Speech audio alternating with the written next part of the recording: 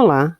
Neste vídeo vamos falar sobre as unidades de medida que usamos para medir distâncias, tamanhos, dimensões. São as unidades de medida de comprimento.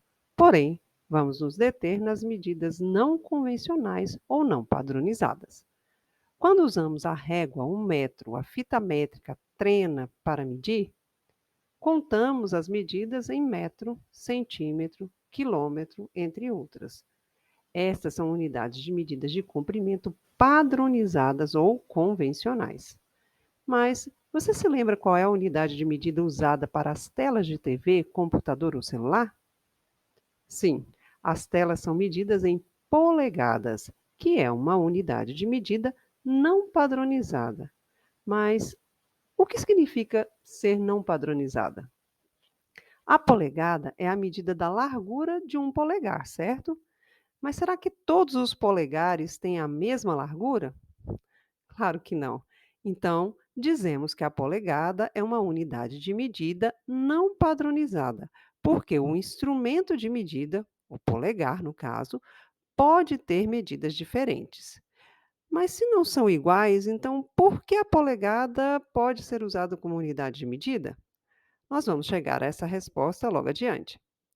Antes, preciso comentar que, muito antes de se estabelecer padrões de medida, as pessoas usavam objetos que tinham e até partes do corpo como unidade de medida.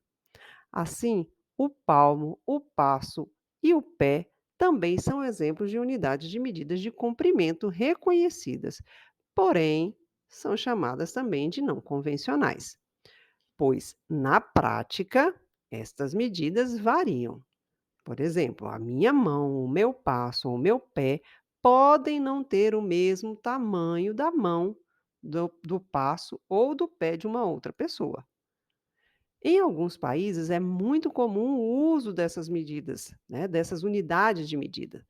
E justamente pela diferença ao usá-las, foi preciso estabelecer um acordo, uma convenção entre as medidas não padronizadas com as padronizadas. Desse modo, aproximadamente, a convenção estabelece que o palmo tem cerca de 22,8 centímetros, é como se fosse uma medida média. A polegada, em torno de 2,5 centímetros. O passo, cerca de 82 centímetros, e o pé, aproximadamente 30,48 centímetros. Bom, então que tal você medir o seu palmo, o seu polegar, o pé e o seu passo e verificar se os valores são próximos desses que foram convencionados? Obrigada e até a próxima.